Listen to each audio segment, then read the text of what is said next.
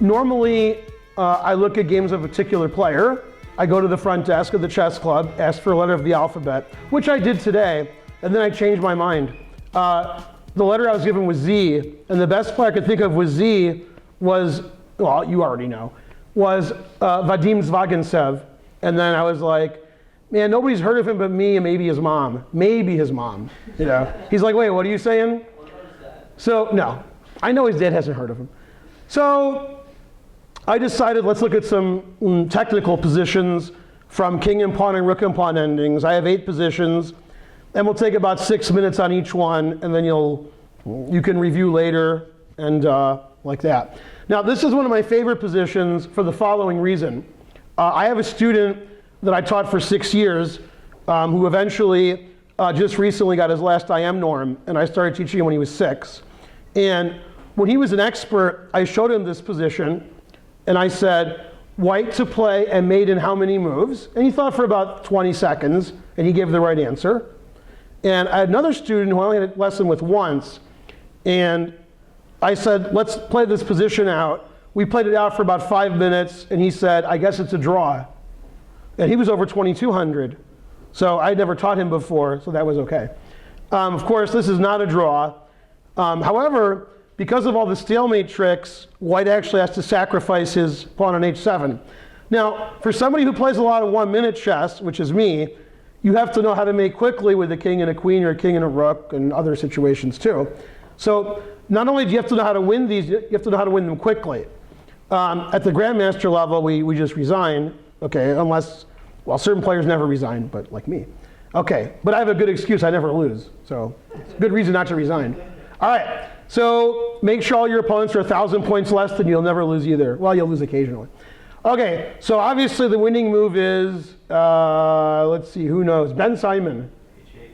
Man, even Ben Simon knows. H8 queen. Okay, and black takes. Now, again, if you have 5 or 6 seconds on your clock, I recommend making the right move here. If you make the wrong move, you will not mate your opponent in 5 or 6 seconds. If you make the right move, you will. And the right move is, anyone? Anyone? You. King F6, right. If you play King H6, putting it in H, which is usually right, then your opponent runs to the middle, and yeah, you'll win, maybe. Not the kids in my camp, but most of you at home will win. Well, some of you will. Well, okay, none of you will. But if you play King F6, now you're looking good. Okay, and that's saying something because I've seen you in the morning. Man, not looking good. King G8, and so on. And now, I give this position to my beginning kids at class. I ask them, what's the quickest way for white to mate? And the answer is Ben Simon. He wasn't expecting that. Queen G3, right.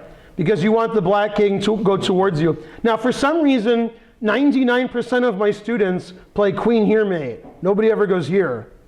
So it's easier because 1 square instead of 3. Okay, and so as you have surmised, the answer to my question to Atulia, the international master, was it's made in 7. So 1, not there, 2, 3, 4, 5, 6, and 7. And he said mate in 7 because he had figured it out. If you don't play the move H8 queen, you won't win because black will move his king back and forth, and if white's king ever saunters to any of these squares, then it's going to be stalemate. That reminds me of a funny story, because I like stories.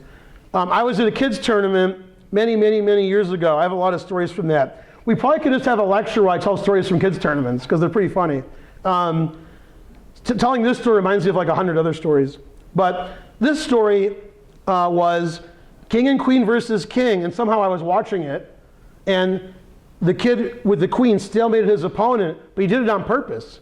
He played the move and said stalemate and was really proud. And I said, do you know what that means? And they're like, no. I said, that means the game is a draw. And he says, okay, great. Okay. He was like, stalemate. I know what stalemate is. Okay. So he knew what it was, but he didn't really realize that checkmate was better. He just thought, oh, stalemate's good. And I have to tell one more story because I can't help it. I was at a kids' tournament. I was a director. And kid raised his hand. And I said, yeah. And he said, yeah, I think it's stalemate. And I looked at the board, and I kid you not, his king was in check by 5 pieces. So I said to his opponent, do you agree it's stalemate? They agree, what do I care, right? And his answer was, what's stalemate? So then I went back to the first kid, and I said, do you know what stalemate is? He goes, yeah, it's your turn to move, you have no legal move, and you're not in check. I don't know what to say, so I said, your king is in check by all of your opponent's pieces. And he said, oh, that's right, it's checkmate. And his opponent said, you're not in checkmate, move here. And he's like, oh, he moved there, and then I walked away. His opponent was pretty helpful. You're not in checkmate, move your king over there. My directing skills, right? Do you Yeah. checkmate? Yeah. Ah, that's right, checkmate. I confused my... I just reached out and make a move for him because it's Yeah, I don't know. Well, the king's in check by 5 pieces. I try to not put my hand in there. Yeah. Now, I wasn't involved in this kid's story, going off on a tangent. A director friend of mine told me he went to a board. The kids didn't raise their hand. He just had to put his 2 cents in. And he said, how come neither one of you has a king? and one of the kids answered, no, we traded those a long time ago. It was a fair trade. All right, so yeah. And my last story, I promise, I was at a kids tournament in New York. One kid had all their pieces, their kid a king. And the king started chasing the king, like next to the other king, the kid would move away. So illegal move, illegal. And then when black played king A8, I was really looking forward to king A7. I wanted to see what would happen, and the kid moved his king back instead of king A7. I almost made him play king A7 just to see what would happen. Okay, so, all right, so this lecture, the games are slightly higher quality, slightly. Okay, and I have a million more stories like that, unfortunately. All right, now this is the most important position in chess. There is no more important position. This is the only one that matters, right? Right? right. Yeah, everybody agrees. Okay, black has 3 legal moves. Okay, and as Meatloaf would say, 2 out of 3 lose. Or he'd say they're not bad. You with some crazy comment. Never mind, I wanted to get the answer. What's the answer? King G8. You must be prepared for king F6 or king H6. Unfortunately, if you want to beat, I've seen 1400, 1500s lose these positions all the time. All the time. And the way you can beat them, well, if you get them for less than 5 minutes, you're going to win for sure. The other way you're going to beat them is when you have a position like this. Like half the time they go here, because that's the opposition. Okay, but basically you always go back and forth, which is hard to remember. Okay, so if you can legally play king to G7, you do. And if you can't legally play, you play king G8. I know that's hard to remember, but okay, this looks like the opposition, but okay, yeah, and then okay, white wins. And this looks very familiar because we just looked at it. Yeah. Okay, but king G8 obviously is a draw, and the game ends in stalemate, although if I was white, I would move my king around and win eventually against, well, all the kids in the chess camp. Okay, all of them? Yeah, all of them. Would you win in that stalemate position also? Yes. Yeah. Against most of them. Yeah. Not all of them, because some of them talented. Okay, like Makoveyev would draw, if he was stalemate. Okay, so yeah, basically the rule is, for those of you at home, play king G8, king G7, and take a nap. Okay, then when you wake up, your opponent has a queen on the board. All right, so this is a draw, and this is a very important position. This position you can apply to all positions where it's a king, then a pawn, then a king. Anywhere on the board, you just move your king back and forth. So king F8 losing, I guess that should be red. King H8 losing, king G8, ding, ding, ding, and somehow Julian got it. Very impressive. Okay, somehow. Okay, now this is different. This I usually try to trick the kids because, tricks are for kids. And I asked them, is this a win or a draw? And some say win and some say draw, and they're both wrong. I like that. Okay, the correct answer is Julian. Whose turn is it? That's the correct answer. If it's white's turn, the position is a draw. If it's black's turn, black loses. And if it's your turn and you lose, that's called? Losing? No. Playing you? No. If it's your turn and all of your moves lose, you are in? Right, and I was in camp today, and I showed a Zugzwang position, and the kid's like, oh, I know what that's called. And I don't know what he said, but it had a Z in it. That's all I know, it had a Z. It was like Zheng Wang, Wang Chung, Zwischen, no, he didn't say that. Zuckertort, okay, ZZ Top. He said everything but Zugzwang, yeah.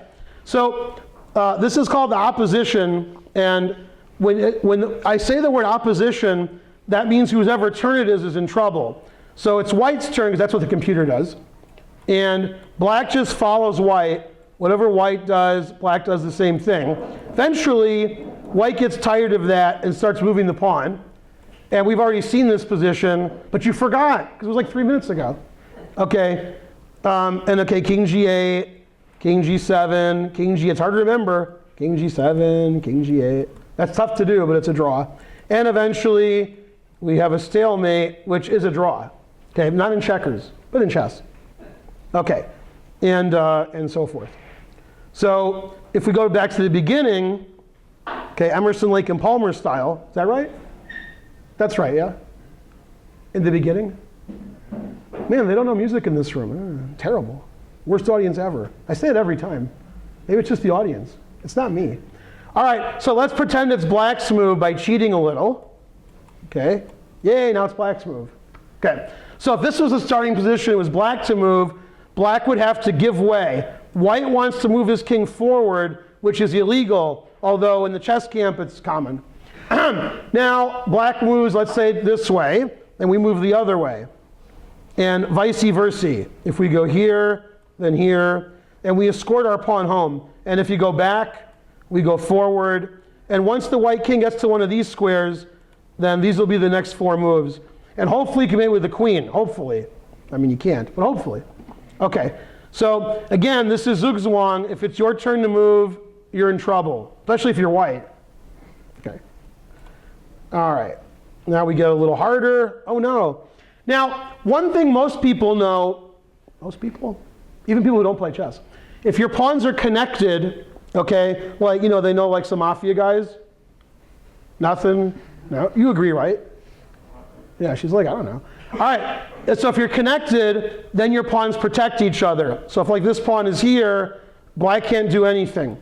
Here, the pawns also protect each other. So even without a king, white is okay. So white's going to move his king towards his pawns and eventually win. If black wants to capture the pawns, it can't be done. If you attack either pawn, I guess I can't do that. If I attack either pawn, the other pawn moves, you can't capture because this pawn's too fast. And we make a queen. And if we do it the other way, king h5, obviously f5, and it's the same thing. King takes pawn, and we can't. Now, black doesn't have to do that. Black could do nothing, move his king back and forth, but eventually white's going to move his king and win. And if black tries to, after this, go back around, okay, now if white moves either pawn, he's going to lose the pawn, but he can move his king, and now I'll move it to the worst square. And now white wins by playing f5, and again, we're ready for either move. We move this here. So these separated pawns, you can't capture them both, and if you capture one, the other one's going to queen. So even if the king is really far away, that's the furthest away I could think of was a1, it's still winning. So it is a1. Right, Arjun? Yeah. Is a1 your favorite? Yeah. You can order a steak. Okay, we're going to do rook and pawn. Now, I've set up 3 different positions with the same idea. In fact, there was a game in Charlotte, in the Carolina Juniors Invitational, which had this theme. The theme is, white's trying to queen his pawn, and now he's stuck. He can't take his own rook, although he wouldn't do it anyway. And black's rook is behind the pawn, so if white moves his rook, he loses his pawn, it's a draw. Okay. Now, if white starts moving his king to escort his pawn, sounds good, right? Okay. Then as soon as he gets there, or before, we can check forever. There's nowhere to hide. We can't, fit in between. Well, maybe I can. Yeah, now white wins. Okay, so king a7 and a half. Exclam. Okay, we can't do that, so we check forever. And this is like the boring world of Niels Bohr. Can't do nothing. Okay, and if it was like Niels Bohr, probably commit suicide at 18, right? right? According to Julian anyway. Yeah. Julian's like, wait a minute, yeah. Okay, and if we come down to attack the rook, then we don't care. If we come up to get the rook, then we don't care. And this is a draw, because you just check forever. But white has another way to try to win. White has another passed pawn. And I'm trying to show, as Jonathan Schrantz would say, this pawn is useless. And I hope Peter and Kelly think that's funny. Okay, because only they can get that joke. And maybe Aviv. All right, so the pawn on h2 is useless because if we start moving that pawn, okay, now black can blunder if he wants. Who wants to blunder? Put your hand down at home. Okay. No, you can leave your hand up. Then we can take this pawn. No! Okay, and if I was at chess camp today, I would win this 11 out of 10. Right, you would, yeah, I really win. Yeah, I'd win, yeah, the guy would resign twice. Yeah. Okay, so king takes pawn is a blunder. Now white's winning. Who can find the winning move? Arjun. Rook H8. Stalemate. No, just kidding. And then we queen, and Arjun knows how to mate with a rook, right? But it's really hard, isn't it? No. Can you mate with 2 bishops? Yeah. 3 bishops? Yeah. On the same color? No. Okay, it's better. He was paying attention. Okay, so what black has to do is nothing. Okay, and as anybody who's met me will tell you, I'm the master of nothing. Okay, so now black just goes rook here, rook here, rook here forever, and white has no plan. Now the same can be said for the pawn on g2. Or maybe it's on g3. Yeah, it's on g3. Sorry. Okay, and this is the exact same, except eventually white can put black in check. Black has 3 legal moves. Again, this is a meatloaf type position. I don't like it. Why don't I like it? I'm a vegetarian. Okay, and meatloaf would say 2 out of 3 ain't bad. So we got 3 moves, 1 of them draws, and 2 of them lose. Who can find the drawing move other than Julian? How does black draw? Black has 1 good move. If only Arjun knew. Is your hand up? I can't tell. Or are you just resting? Are you like ready to arm wrestle? What's going on? Joe, look at him. He's got his arm in, yeah. He's ready, yeah. Are you offering me a Kit Kat to call on you? Yeah. Okay, you. King G7. King G7, right. After King G7, again, black has this plan of doing nothing. Okay? Now we can blunder if we want, and if you're playing me, I recommend it. You can play king takes pawn, which loses to Ben Simon. Rook G8 check, and then we queen. Or you can play king H6, and obviously Rook H8 check and queen. Okay, so you can't win with the H pawn or the G pawn in this particular setting. It's a draw. Okay, however, the last setting of this particular example is this one, and we have an F pawn. Now, why is this important? Thanks for asking. Because sometimes you'll have a position where you have 3 pawns against 2, or 2 pawns against 2, or 2 pawns against 1 on the king side, and you can sacrifice a pawn to get a passed F pawn, a passed G pawn, or a passed H pawn, or even just get a passed pawn for no reason, and the G and H pawns don't win. The F pawn does win. And actually, in the game I was referring to earlier, in the Carolina Junior Championship, white did get the passed F pawn, and he did win. And the way we win is we push our pawn until black takes it. If black doesn't take it, that's also good, we'll make a queen. So white plays F4 and F5, and we can check him, but okay, I can run towards your rook. I'm not that concerned. Okay. Eventually the checks run out. Okay. And now we play F6 check. This position is winning because of a very nice trick. Obviously, if the king goes to the 3rd rank, we've already seen several times in this lecture, the rook will check the king, and then the pawn will queen. If king H7, F7 is looking good. Then we're going to play F8. So the key to all of chess is king F7. And if we have a G pawn or an H pawn, this is a draw. Because the pawn's on F6, now white is winning. What is the winning move?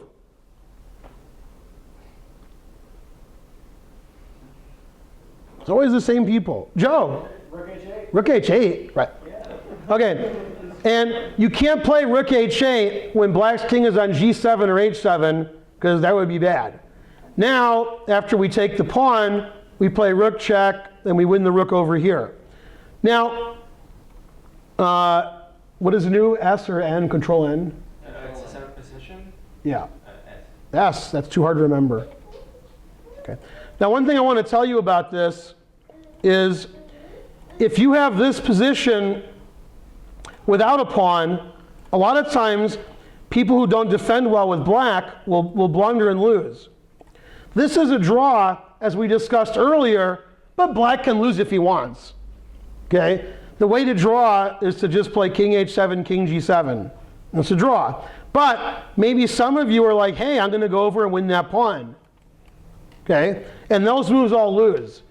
So if you play king f7, it's the same as the last puzzle. Rook here, rook takes pawn, and rook check wins. So it's actually funny. Sometimes we see positions where black is racing away from the pawn. Amazing. Although not too amazing. Okay, so we have a position like this. Let's put the king here, and let's put the rook here. Let's put the king here. Put the pawn in the 6th rank to make it tough. Okay, so actually I'm going to put it on f5, because that's a good puzzle. Yeah, that's better. Yeah, that's pretty good. Okay. So in this position, if black runs towards the pawn, he's going to lose. Because, for example, king here, here, and there's no drawing move. The drawing moves are king b7, king c7, king g7, and king h7. So unless you cheat, you can't make one of those moves. Also, king b6 draws, but I missed it. And king c6 draws? Yeah. Sorry? King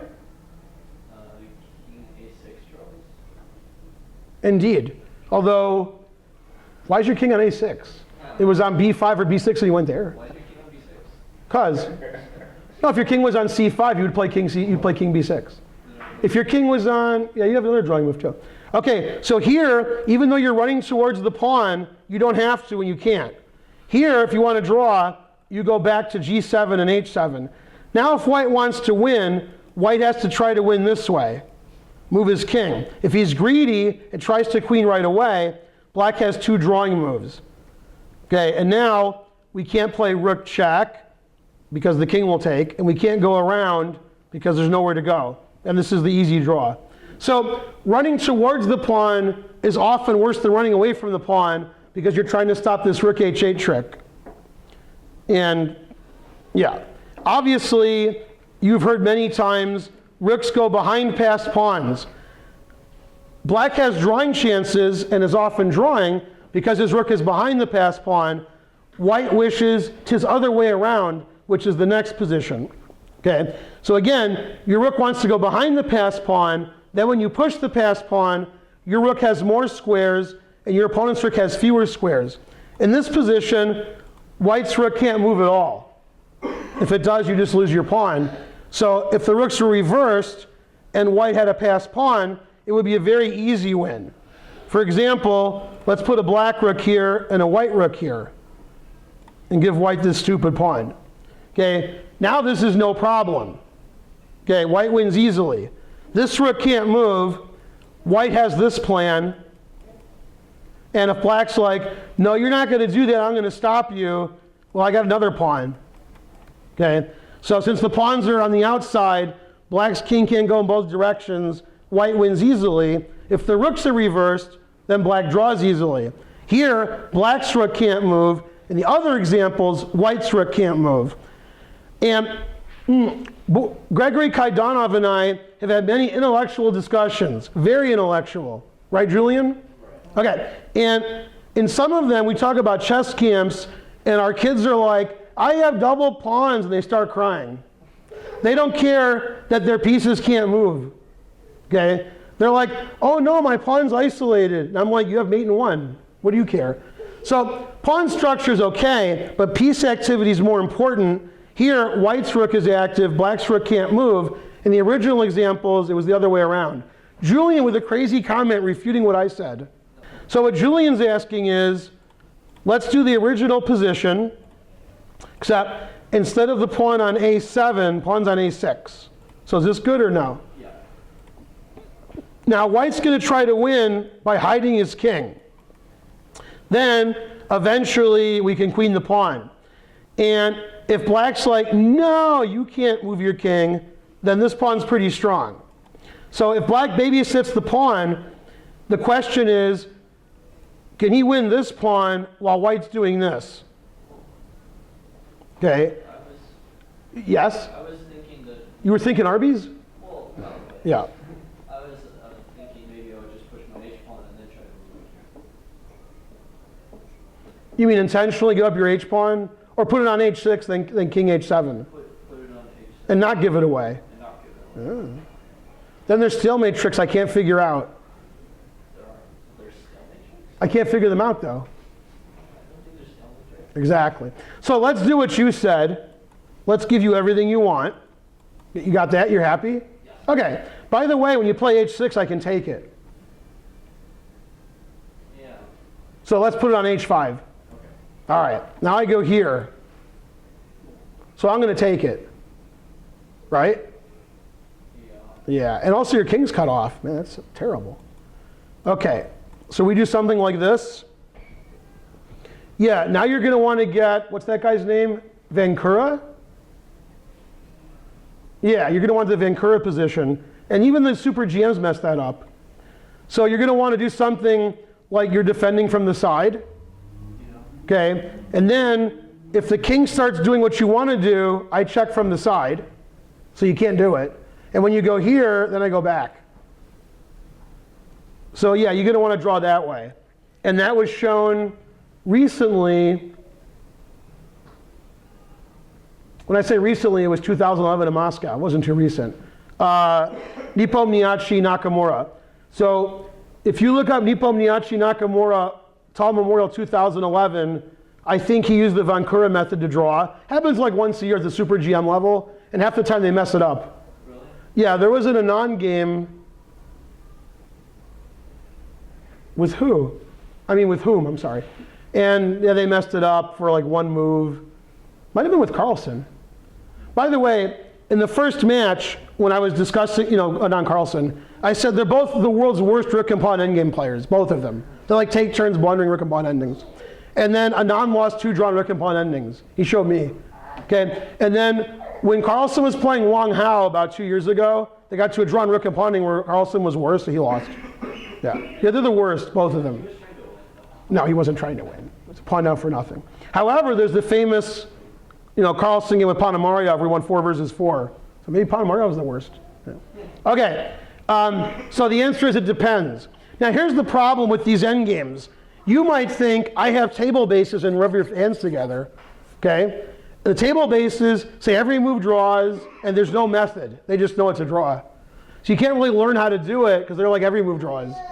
Then you're like, I want to know a method so any position I can figure it out, and they don't really help you. Some books help you, but if the books were written in the 40s, 50s, and 60s, then they're wrong. So that's not helping you either. So you can't learn, just give up. Play golf, okay?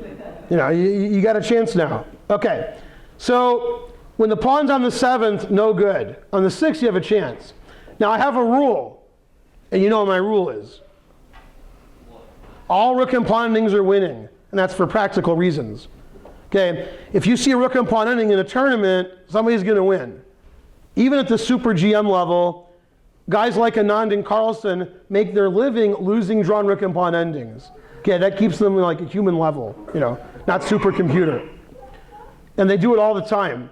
For example, Jeroen Piquet, your favorite Dutch grandmaster who retired 20 years ago, he beat Kasparov rook and 4 versus rook and 3 on the same side.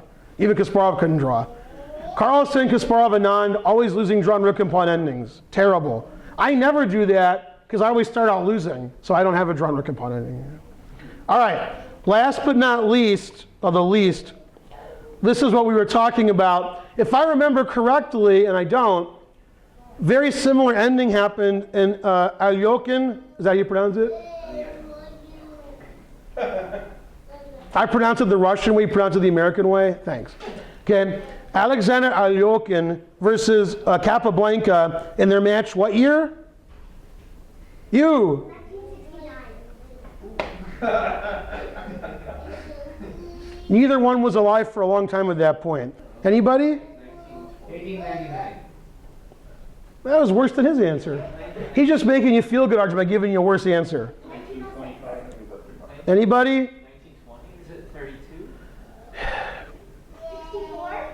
You see what I got to put up with here? Yeah, 1927. You guys are the worst. All right, and in that ending, the rook was behind the passed pawn, this rook's in front. Is this good for white or black? White. White's rook is behind the passed pawn. If black's rook moves, the pawn keeps going. The winning method is simple. If we can somehow attack this rook, then we can queen our pawn. If black says, no, you can't attack my rook, I'm going to put my king there, then we can walk over here and take these pawns. The problem is, even if we give black 1,000 moves in a row and let him play king here, king here, king here, and let him take the pawn, then he's still losing. Okay, we can trade, and then this king's terrible. We're ready to go. So black can never take that pawn, and black can never move his rook anywhere. What grandmasters usually try to do, it doesn't work, they try to do it, is they try to put their king on a7, and then their rook is free. And that loses too, but it's tougher. So white does nothing, because white's playing silly. And then black does this, and says, okay, now I can try to draw. And you can draw, but you can try. And black usually can't achieve that, because white's actually making moves. So this is a pretty easy win, because this rook is terrible, there's no activity, and if you move the rook, white's going to just queen, and white either moves his king here, if black stops him, white moves his king here. So, an easy win. And what we often see in these endgames is we get a position where you're like, well, could you move your king somewhere so I could decide which way to go? And black's like, no. So then, what do we play, Arjun? How do we lose a tempo? With white.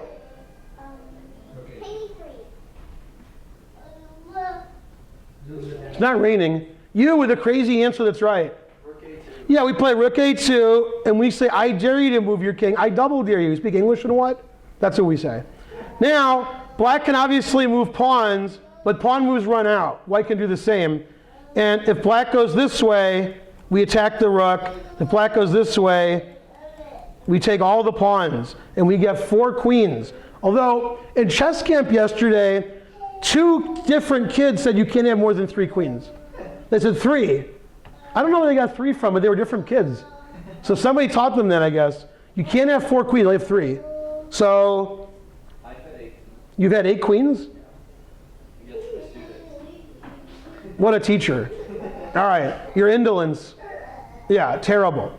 Okay, so to recap, in the end game, scared. Okay, less scared. In the end game, you want to queen. If you don't queen, you won't win. You might. And you need to stop your opponent from queening. Having passed pawns is important. Having an active king is important. Having an active rook is important. And when your rook is behind your passed pawn, every time you move your pawn forward, your opponent's rook has less squares. You want your rook behind the pawn, not on the side. For example, if we cheat a little bit, cheating is good. Wait, how did I do that? I can just keep moving? No. So I know, it's taking it back. Okay, so in this position, if you had the white pieces, you could play rook b5 terrible, rook a1 also terrible, because rook b6 check wins. Okay, but the idea is, in this position, if you could play rook b5 or rook a1, you would play rook a1. And the reason is, if your rook is on the side, which is probably also winning, now black's rook can actually move. And in fact, he can try to get behind the pawn. For example, here, I'm behind the pawn. I'm losing, I'm behind the pawn. So that was impressive. Okay, and so your opponent's rook can't move when you go here, because then we start queening. Okay, then that doesn't look good for black. Then we go here. When you're a grandmaster, you can do that in one move. Otherwise, it takes you 4. Okay, yeah. King b7. Also, when your rating gets really high, you can resign for your opponent, right, Julian? He's like, yeah. All right, and one more story before class dismissed. I was playing Florin Felikin, the IM from Chicago, and every move I thought he would resign, but he didn't resign. And he went to make a move, and I thought he was putting his hand out to resign. So I put my hand out, and it was obvious he was making a move, and he looked at me, and he went, and he resigned. So even in slow tournament chess, I make my opponent resign. So remember, if you're losing, put your hand out. They might, no, don't do that. No.